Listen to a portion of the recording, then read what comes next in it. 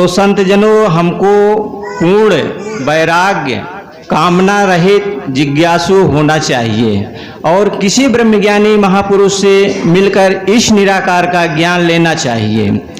सद्गुरु के आगे प्यार से झुकना पड़ता है, अपने और माया का अहंकार छोड़ना पड़ता है। जिस तरह श्री श्री सुखदेव जी ने अपनी तालीम का अहंकार छोड़कर महाराज जनक जी से ज्ञान लिया और माया के अंदर रहकर उदासीन रहे, जिस तरह वचन है। हाँ, सत्संग जी बता रहे हैं बाबा जी कि ये जैसे अभी बताया गया कि सत्संग में अपने स्वरूप की पहचान कराई जाती है, ईश्वर की जानकारी कराई जाती है, तो वो चीज बता रहे हैं कि लेकिन जानकारी करेंगे कैसे? इसके लिए हमें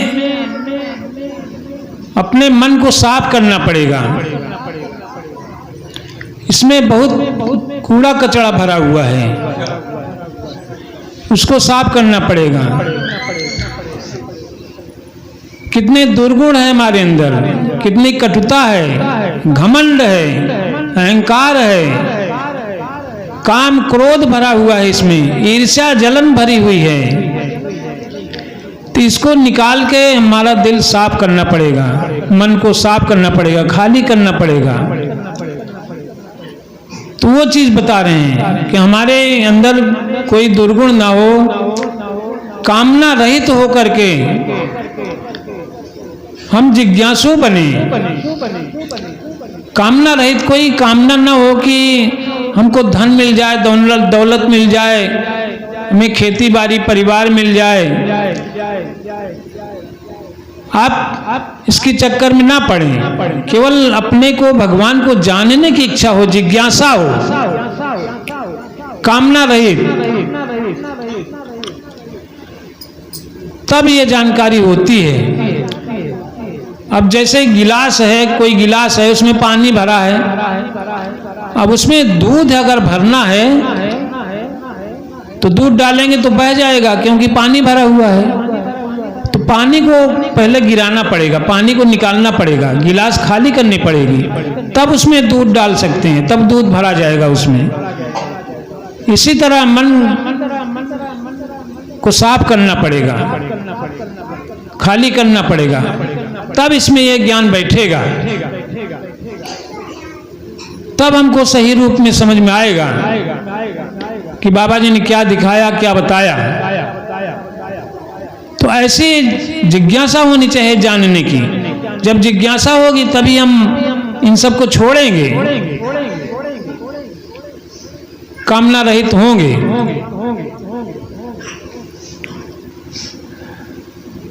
और जब तक ये सब मन में ईर्ष्या जलन भरी है, काम क्रोध भरा है, तब तक ज्ञान नहीं बैठता, उसमें जगह ही नहीं, कहाँ बसेगा।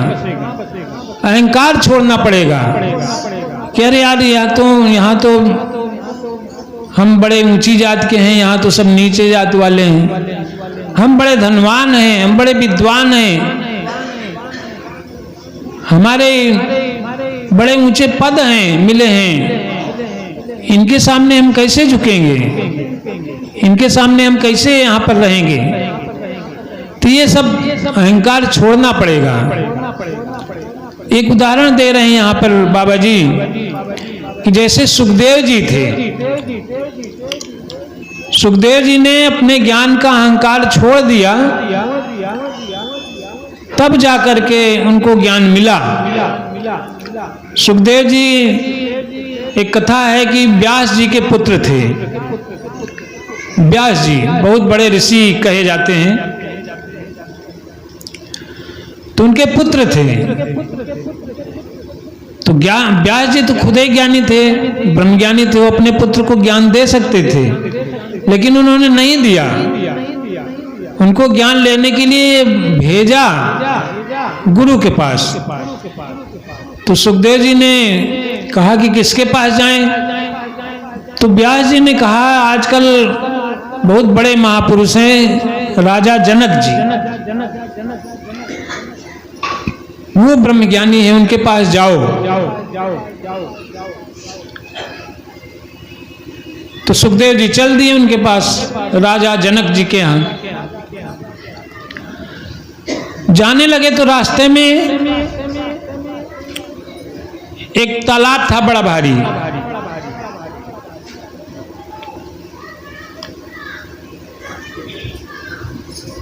तो वहां पर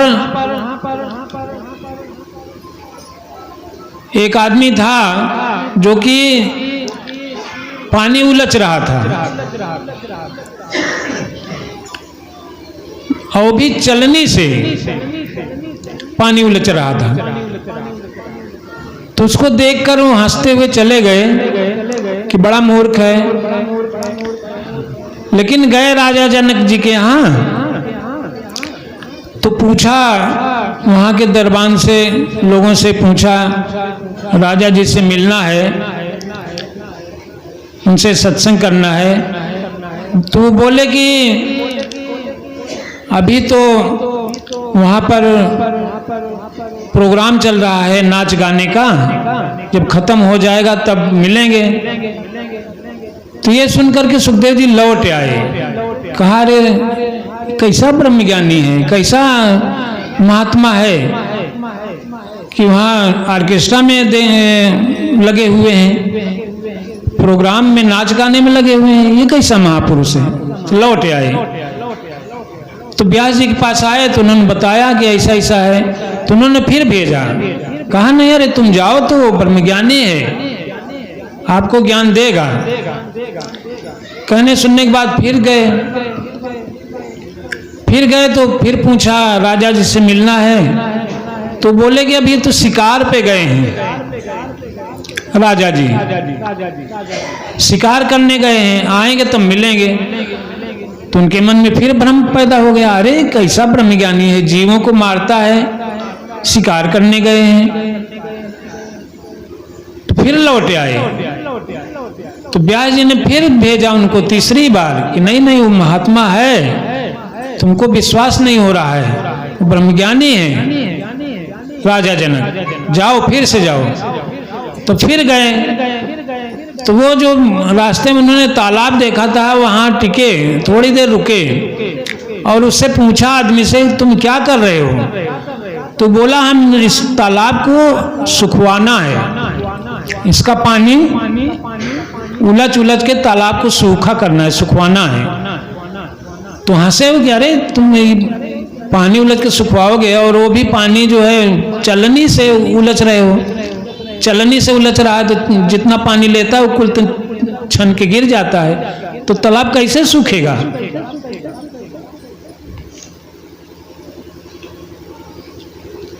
तो उसने जवाब दिया उस आदमी ने, कह रहे सुखदेव थोड़े हैं, हमको हमारे पिताजी ने कहा है कि ऐसे करो तो तालाब सूखेगा, तो हमको करना है, हमको पानी चलनी से उलझना है, सूखे ना सूखे हमसे मतलब नहीं, हमारे पिताजी ने कहा है।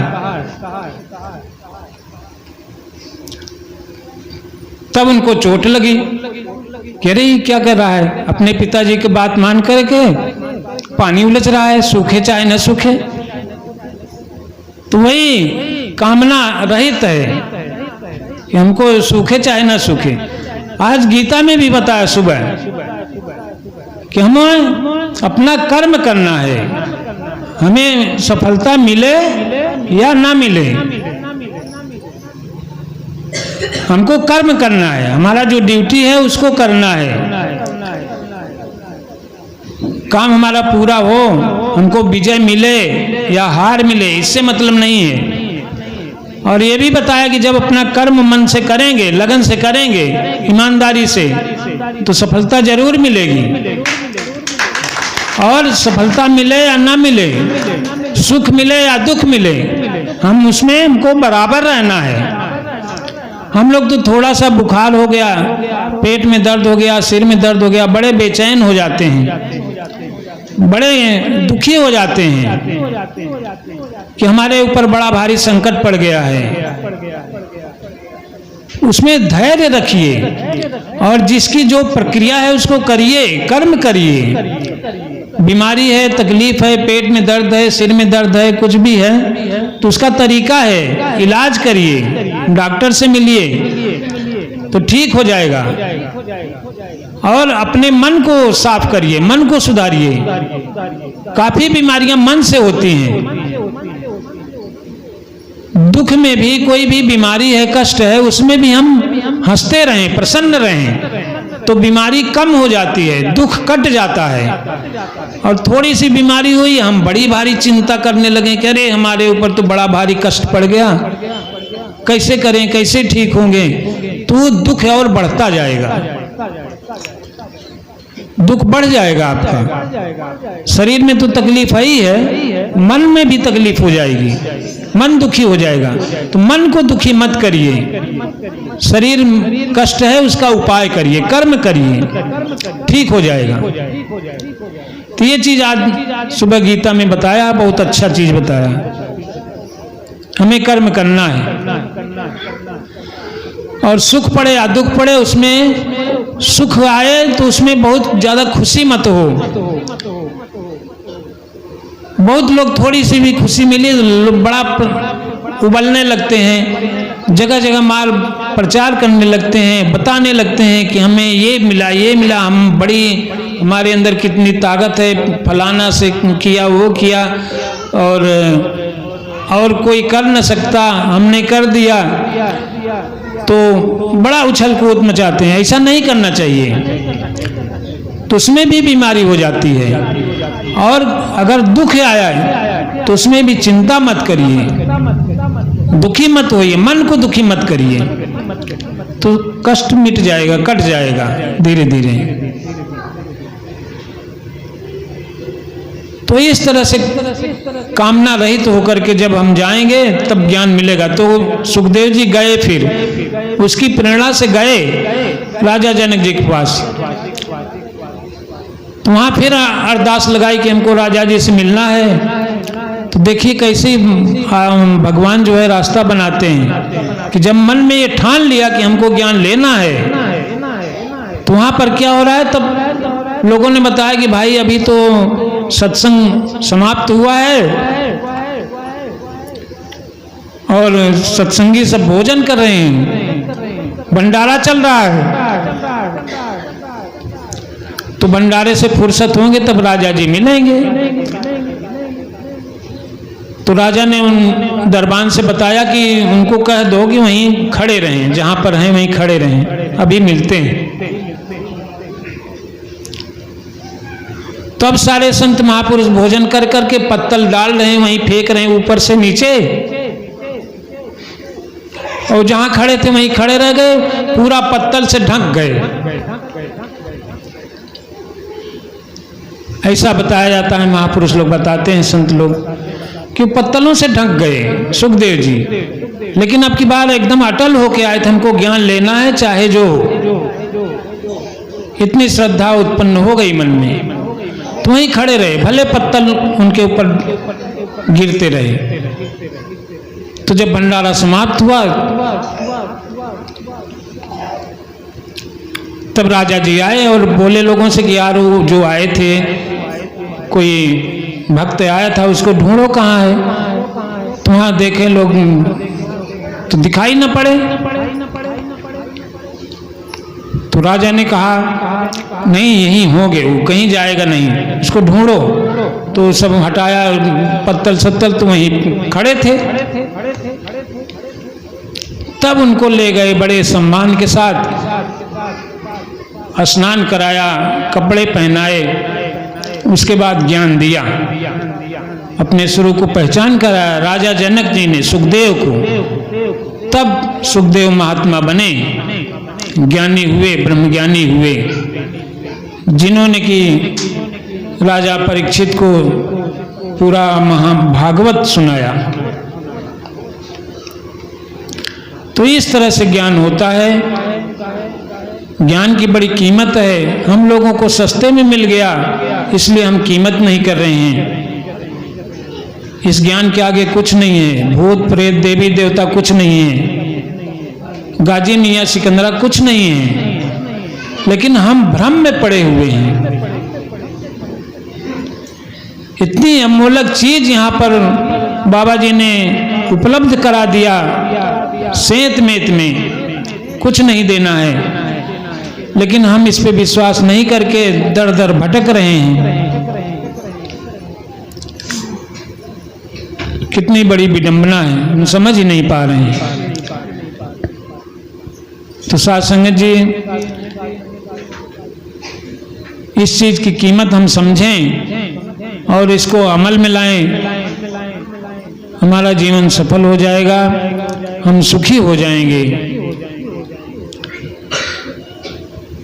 और अब सत्संग में जो है, समागम में हम सब लग जाएं, उसकी तैयारी हो रही है,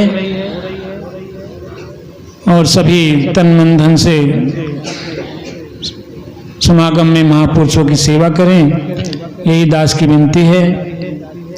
बोलिए सद्गुरु भगवान की जय।